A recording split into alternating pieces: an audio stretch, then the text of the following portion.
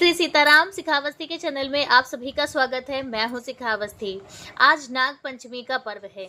नाग पंचमी के दिन नागदेव और आस्तिक मुनि की जुड़ी इस कथा को सुनने का विशेष महत्व है।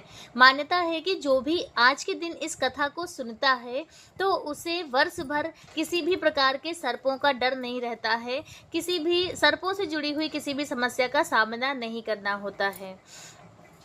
इसके साथ ही हम उन दो शब्दों को भी जानेंगे जो आज के दिन जो भी व्यक्ति इन दो शब्दों का नाम लेता है या इन दो शब्दों को लिखकर अपने घर के मुख्य दरवाजे पर लगा देता है तो उसके घर पर भी सर्पों का कोई भय नहीं रहता है और घर के जितने भी सदस्य हैं उन्हें भी कभी भी कहते हैं कि सांप काटता नहीं है, काटना तो दूर पास भी नहीं आते हैं। तो चलिए पहले हम कथा को सुन लेते हैं और उसके बाद उन नामों को जानेंगे। तो कथा महाभारत से जुड़ी है। महाभारत में आप सभी ने सुना होगा कि राजा परीक्षित की मृत्यु तक्षक नाग के द्वारा डसने से हुई थी। तो राजा परीक्षित के जो पुत्र थे जन्मेजय उनका नाम था। तो जन्मेजय को जब इस बात का पता चला कि तक्षक नाग के डसने से उनके पिता की मृत्यु हुई है तो उन्होंने समस्त नागों को विनाश करने का संकल्प ले लिया और जिसके लिए उन्होंने एक बहुत बड़ा सर्प यज्ञ किया। उस यज्ञ की यह विशेषता थी कि जब उस यज्ञ में मंत्रों का उच्चारण होगा तो किसी भी प्रजाति का कोई भी सर्प हो और वो चाहे जहाँ हो अपने आप उस यज्ञ में आकर स्वाहा हो जाएगा, भस्म हो जाएगा। तो इस यज्ञ के विषय में जब आस्तिक मुनि को पता चलता है तो वह उस यज्ञ के पास जाते हैं, राजा जन्मेजय से मिलते हैं। आस्तिक मुनि कौन है? तो आस्तिक मुनि जो नाग माता मनसा और जरत्कारु नाग के पुत्र होते हैं। तो इसलिए उन्हें लगा कि यदि ऐसा होगा, यह यज्ञ होगा तो उसमें उनके माता पिता के साथ साथ उनके सगे संबंधी सभी स्वाहा हो जाएंगे। तो इसलिए उन्होंने जन्मेजय से उस यज्ञ को रोकने का अनुरोध किया। तो मान्यता है कि वह जो आस्तिक मुनि है वह जन्मेजय के यज्ञ पर जाते हैं और वहाँ पर उनके यज्ञ की बहुत प्रशंसा करते हैं, जिससे जन्मेजय प्रसन्न हो जाते हैं और उनसे वरदान मांगने को कहते हैं। तो जब वह आस्तिक मुनि से वरदान मांगने को कहते हैं तब आस्तिक मुनि उस यज्ञ को बंद करने का उनसे अनुरोध करते हैं और यही वरदान वह उनसे मांगते हैं।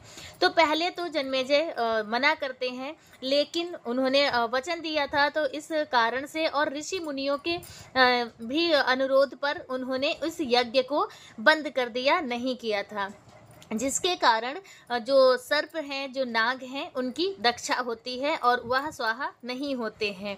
तो जब यह यज्ञ बंद हुआ, जब इन्होंने अनुरोध किया तो वह दिन यही सावन मास की शुक्ल पक्ष की पंचमी तिथि थी। तो तभी से यह महत्व और यह परंपरा चली आ रही है कि नाग पंचमी के दिन सभी लोग नाग देव की रक्षा करते हैं, उनकी पूजा अर्चना आराधना करते हैं और इससे प्रसन्न होकर जो नागदेव हैं वह सभी को आशीर्वाद देते हैं और सबकी मनोकामनाएं पूरी करते हैं। तो यह थी आस्तिक मुनि और नागदेव से जुड़ी हुई कथा।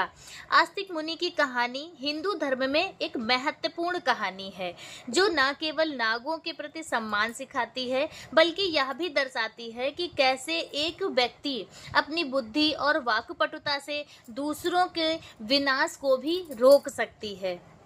तो नाग पंचमी के दिन इस कथा को सुनना ही बहुत महत्वपूर्ण माना जाता है और इस कथा को सभी को जरूर सुनना चाहिए। अब हम उन दो नामों के विषय में जान लेते हैं जो आज के दिन आपको जरूर बोलने हैं। तो नाग पंचमी के दिन आस्तिक मुनि की आन या आस्तिक मुनि की दुहाई, इस शब्द को आपको दिन में कई बार जब आपको याद आ जाए तब आप बोलिए और इसके साथ ही आप अपने घर के मुख्य दरवाजे पर किसी भी चीज़ से, आप रोली से, चंदन से या फिर किसी पेपर पर पेन से लिखकर और उस पेपर को आप अपने गेट पे लगा दें और उसमें आपको लिखना है आस्तिक मुनि की आन या फिर आप लिख दीजिए आस्तिक मुनि की दुहाई। या और जहाँ पर कहते हैं आस्तिक मुनि की आन या आस्तिक मुनि की दुहाई दुहाई शब्द लिखा होता है, वहाँ पर नागदेव कहते हैं कि काटना या नुकसान पहुँचाना तो दूर, उस जगह पर वो प्रवेश ही नहीं करते हैं। तो और यह शब्द, यह जो उपाय है, वो आज के दिन ही ज़्यादा महत्व और ज़्यादा प्रभावशाली रहता है। तो आप सभी आज के दिन यह 2 कार्य ज़रूर करें, नागदेव की पूजा करें, आराधना करें, जीवों की रक्षा करें। और नाग पंचमी का पर्व आप जीवित नागदेव पर नहीं, मंदिरों में जो उनकी मूर्ति या उनके जो चित्र होते हैं, उनमें उनकी पूजा अर्चना आराधना करनी चाहिए। नाग पंचमी से जुड़ी हुई यह जो कथा है, बस इतनी ही। और कथा कैसे लगी कमेंट करके ज़रूर बताएं। मिलते हैं दूसरे वीडियो में किसी दूसरी जानकारी के साथ। तब तक के लिए श्री सीताराम।